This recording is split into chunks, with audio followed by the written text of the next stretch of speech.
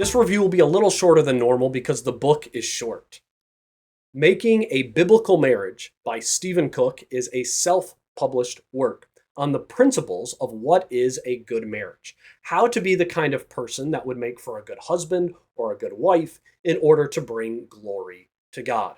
Now, Cook's major point from my read is that in order to have a successful marriage, and what I mean by successful is not simply that you are avoiding divorce, but that would be a marriage that is a joy. It is a marriage that is happy to be in, that produces godly kids, that grows stronger over the years, a marriage that brings praise and honor to the name of God.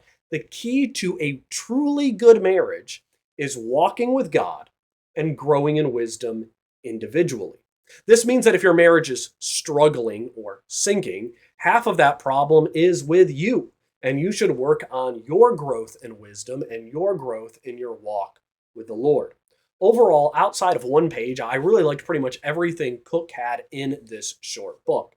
And if you have a couple more minutes, I'd like to tell you about the strengths and the weaknesses of Making a Biblical Marriage by Stephen Cook.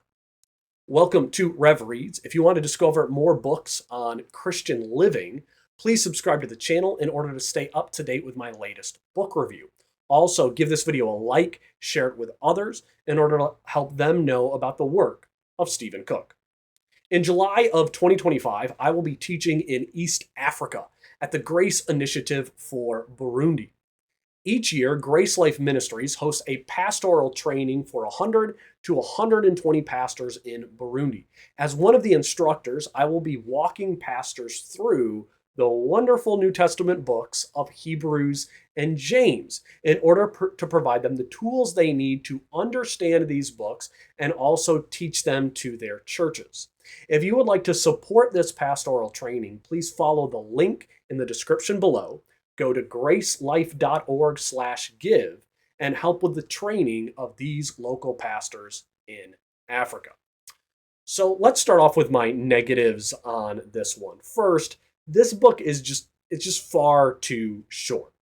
While Cook does a great job describing what the Bible presents as a godly marriage, the roles of each partner in a marriage, and our need to bring godly wisdom in order to glorify God in marriage, he needs a lot more, I would say, nuts and bolts, personal applications in order to bring his teaching home to married life, especially in the chapters on walking with God, making good choices, and developing good habits. Those chapters each should have been at least twice as long, with numerous places where he made applications that are drawn on walking with God together in marriage, making good choices together in marriage, developing good habits together in marriage. Now, his teaching in this book is fine, but this is a book on making a biblical marriage. And so I wanted the book to be more focused on application, on how to walk godly in life with my spouse.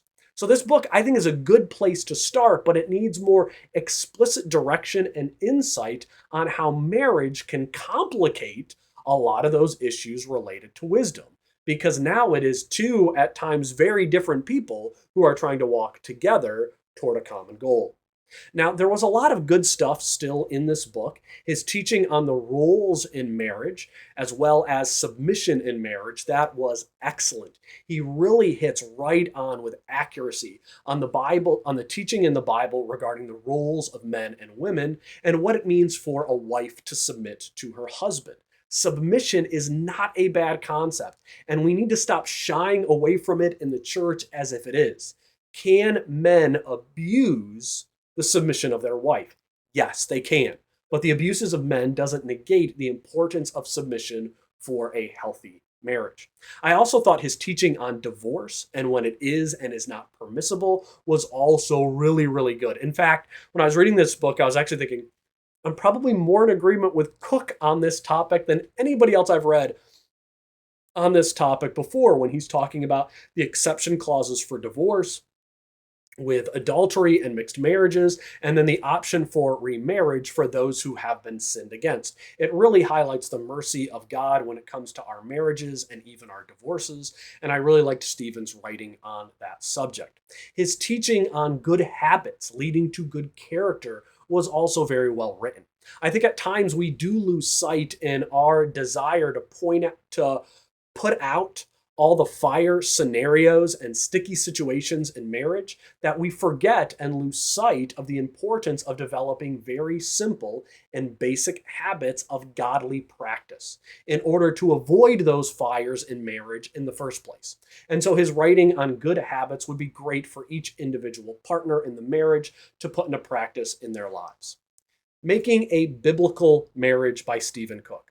This one's a little short for me, without enough specific application for marriage. But at the same time, all the foundation is here that you can lay in order to help develop the proper roles, characters, and habits that will be required to have a marriage that brings glory to God.